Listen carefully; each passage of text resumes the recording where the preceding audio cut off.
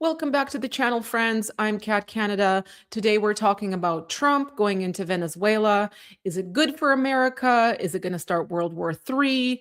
There's a whole bunch of unhinged reactions to that happening. Trump also wants Greenland.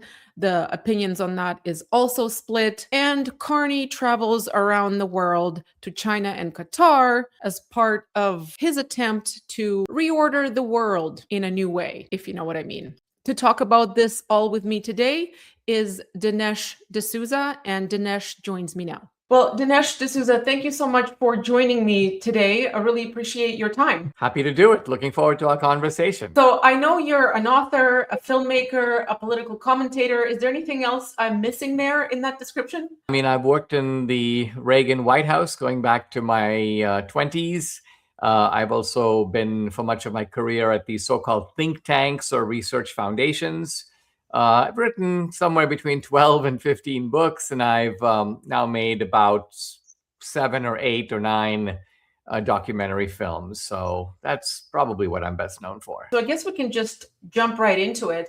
The reason I reached out to you to have a conversation is because I was baffled by some of the reactions that came from the woke right, for the lack of a better term, for these people after Trump went into Venezuela to take down the communist criminal Maduro. And I just wanted to get your words on that. In earlier times, this would be uncontroversial, certainly on the right, certainly in the Republican Party.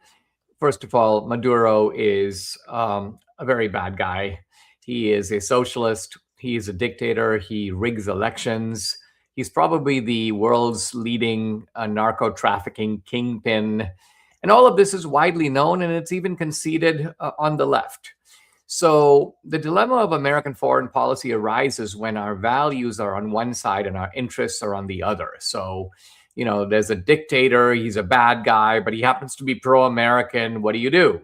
That is a question. But in Maduro's case, he is a bad guy, and he's very anti-American. And so both America's interests and values are on the same side. And it is a clear benefit for this guy to be out of there. A replacement regime, even if we don't know what shape it will take, is likely to be better for the Venezuelan people. They want it. And it would also be better for US interests. By the way, the same is true in Iran.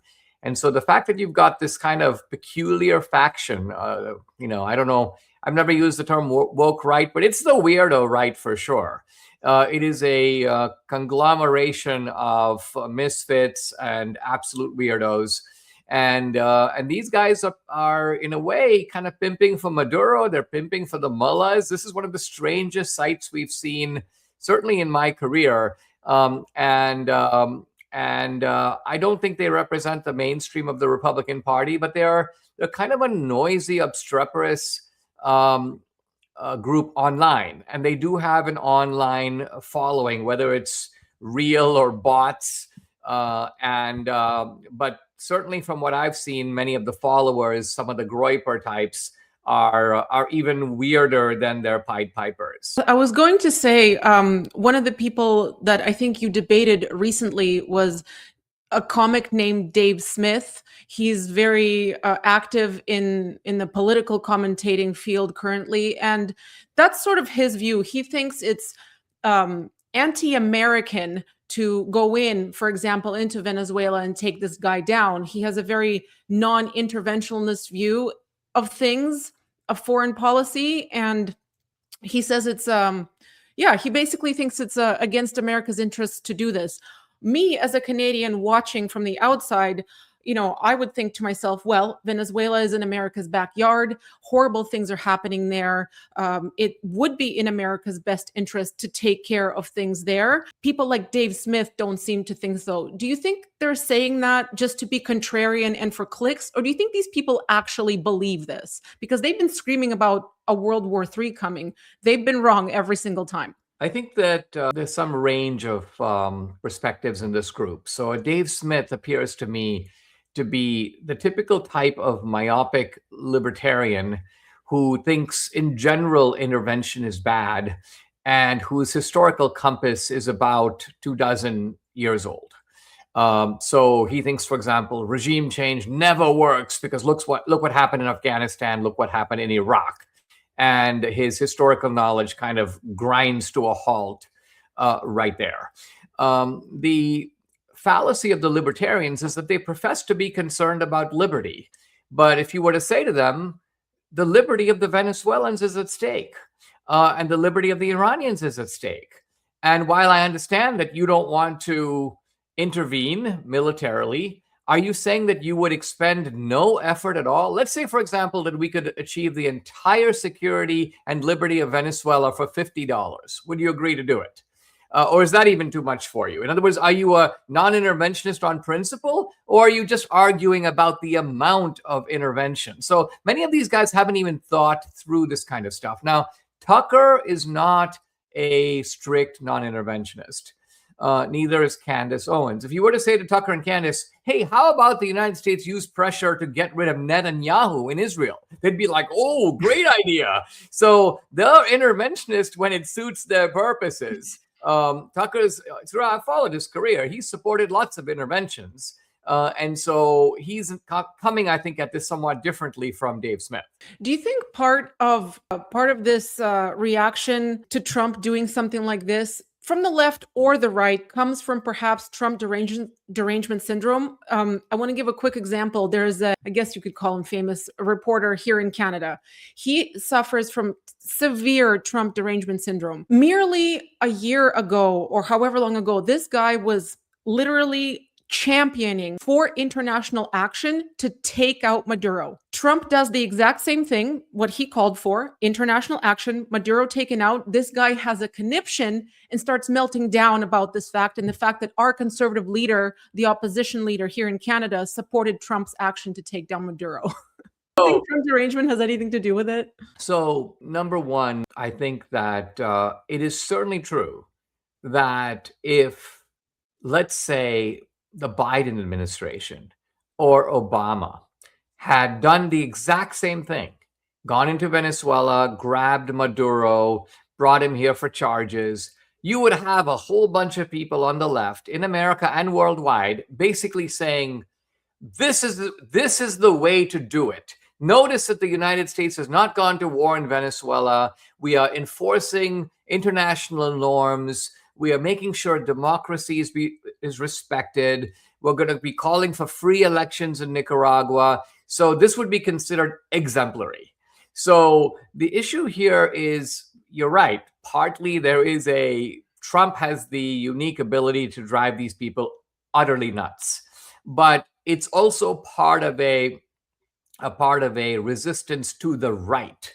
So even if Trump didn't do it, but let's say Reagan had done it, your friend, or not your friend, but your fellow Canadian would still be freaking out. Might not be freaking out as much because Reagan had a certain type of sobriety of style that's different than Trump. So he was a little more palatable, but only a little more palatable than Trump.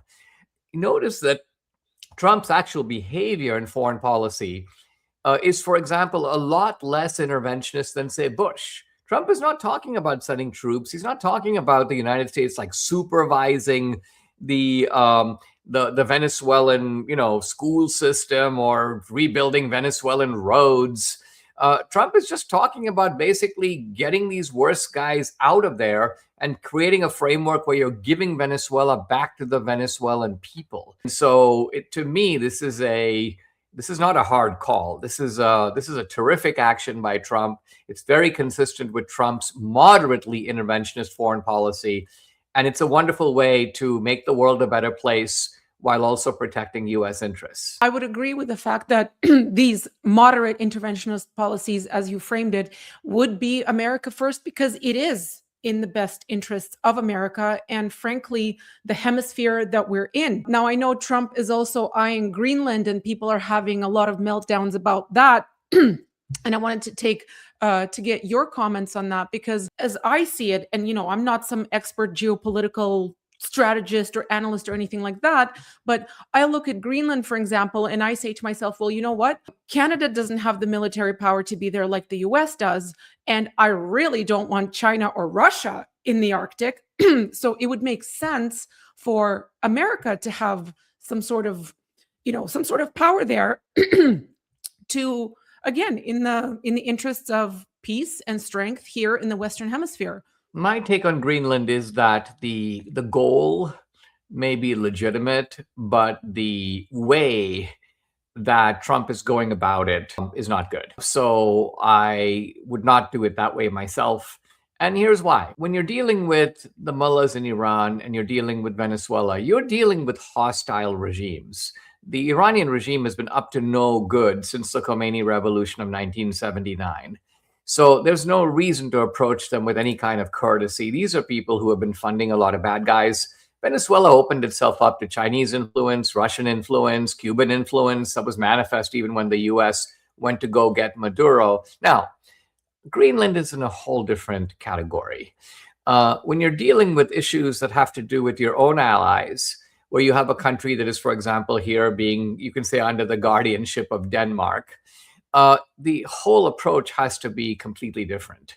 It's the difference between, even if you are, let's just say, for example, you are living in a neighborhood and most of your neighbors are your friends, you deal with them cordially most of the time. And now let's say you need to use one guy's backyard for something, or you need a pathway from your backyard to the main road, and you need the permission of your neighbor. You're not going to declare hostilities on the guy. You're going to go over to see him. You're going to say, hey, listen, this is my problem. This is why I think this is important. Let's figure out a way to work it out. I think that should be the approach in dealing with Greenland. Do you think that he's using his typical Trump approach where if you read The Art of the Deal, where he says, make an outrageous demand, and then the next demand that comes after that will seem a bit more reasonable? Do you think that's what's happening with him and his approach to Greenland? I think so. Well, with Trump, we've also learned to distinguish between his over-the-top rhetoric and his actions. And so, for example, Trump is capable of saying, even within the United States, absolutely outrageous things like, well, let's throw out the Constitution. We don't need the Constitution in that case. People will be like, what? Impeach him and so on. And then you notice that when judges make decisions, hey, Trump, you can't use the National Guard in Chicago. You can't use the National Guard in Portland. Trump is like, okay. Even in 2020, an election that Trump absolutely thinks that he won, he absolutely thinks that he was cheated. Nevertheless, when his legal cases didn't prevail, what did he do? He exited the stage.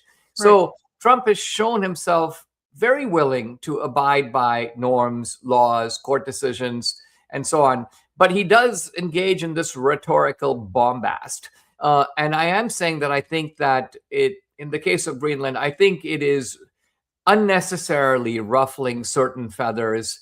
You don't need to create rifts with your allies in this way. I do think that there is a more kind of decorous way to go about it.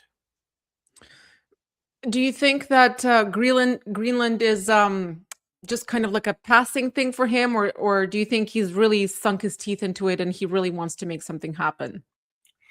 It's a little hard to say because there are two separate things going on here. And if you read Trump's statement, there is a kind of legitimate side to it. And then there is a side where he's clearly peeved. So the legitimate side to it has to do with, the strategic value of Greenland, and the personal side. It appears to be some sort of a grudge on the part of Trump that he didn't get the Nobel Prize. And so the two are shamelessly collated in Trump's latest post. And I can see why even some Republicans are like, I got to read this twice because it's got these two very different elements stitched together. But, I'll say that on the balance, I still think if I had to choose between the kind of diplomatic fakery that we are used to for the last, 75 years, where you read these government communiques and you can't make any sense of them, and they all say the same nonsense, like, we had a meaningful discussion, it was a worthwhile dialogue, we made significant progress, we are hopeful that we will make, blah, blah, blah. These are indistinguishable. And in fact, they're all the same. You could, after every single meeting, release the exact same communique because the language is the same. It's the same boilerplate. Trump doesn't do that. Trump will go into a meeting with Kim Jong-un and talk about how he's so short and how, he was looking up and Trump is looking down. And, he was a little offended that Trump is calling him Rocket Man. I mean, this, in a way, is very democratic because it puts the American people, in fact, it puts the world in the room. And you actually get a feel for what it's like. So if I had to choose, I prefer that. That being said, there are times when I wish that Trump would be somewhat more diplomatic. I know he's quite bombastic and that rubs people the wrong way sometimes, but at the end of the day, he gets things done. And that's very evident by his track record. If I could retain your time for maybe 1 or 2 more minutes, I want to pivot away from America for a second and get your take on what's been happening here in my country. Our prime minister is recently on a trip around the world, visiting China, Qatar, aligning Canada with these countries in terms of trade, etc., saying we need to deepen our cultural ties with China, which is just unfathomable to me. I assume, of course, America is looking at this with some distaste because China is, a nefarious actor in the world. So I just wanted to get some of your comments on that. The way I look at it, Western civilization has been the dominant force in the world for the last 500 years. Going back to, let's just say, around 15 or 1600, this was the time of the ascent of the West. And in this period of Western dominance, the kind of baton of superiority has shifted. It was originally the Portuguese, then the Spanish, then the French, then the English, now America. But it's the same civilization. And it was understood in earlier generations that even Winston Churchill understood, for example, guess what? I don't like to preside over the end of the British Empire, but if I'm going to hand the baton to anybody, I'd rather hand it to the United States. And so what you have on the part of China, Russia, certainly Iran, is an effort to break this Western domination and to create first a multipolar world, but then second, a world in which they are the superpowers and we are not.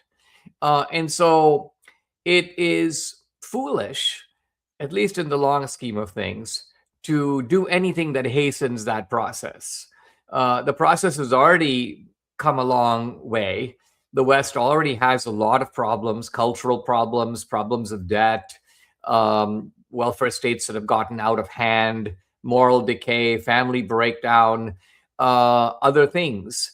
And so it seems to me this is really why in America it is good that there is a focus on like national renewal, national restoration. This is the meaning of Make America Great Again. And I think making Canada great again would represent an affirmation of those qualities that brought Canada to being the successful, prosperous country that it is today. I think that with the Carney administration, you have this kind of hollow, flailing, desperate effort to kind of save the day. And save the day from who? Not from China, not from Russia, not from Iran, but save the day from the United States by going in search of like new allies.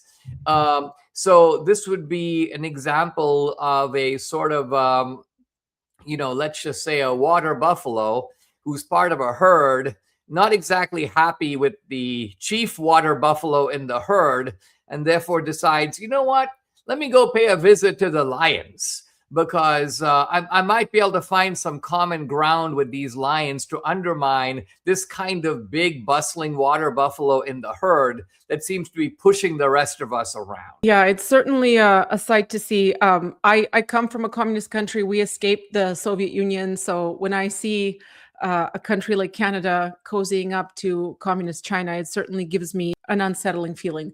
Dinesh, thank you so much for taking the time to join me to discuss this. Really appreciate your time. Where can people find your work? Well, follow me on X at Dinesh D'Souza. I'm actually launching a new show next month. It's just going to be called The Dinesh Show. It's going to be once a week. And I'm excited about it and look for it. And then my latest film is called The Dragon's Prophecy. And the website is The Dragon's Prophecy Film It's available on Apple TV. You can get DVDs from Amazon or Walmart. And so check it out. Once again, thank you so much for sitting down and taking the time. Really appreciate it. My pleasure. Thank you so much for watching this video. If you enjoyed it, please consider supporting by subscribing to the channel, smashing that like button, and leaving your thoughts in the comments below. If you don't already, follow me on X. My handle is @catcanada_TM. If you want to support the channel, please consider becoming a YouTube member or subscribing to me on X. It's only like $2 a month. You'll get priority interactions in comments and DMs from me on X, and you'll get exclusive content and perks here on YouTube. Thanks again for watching.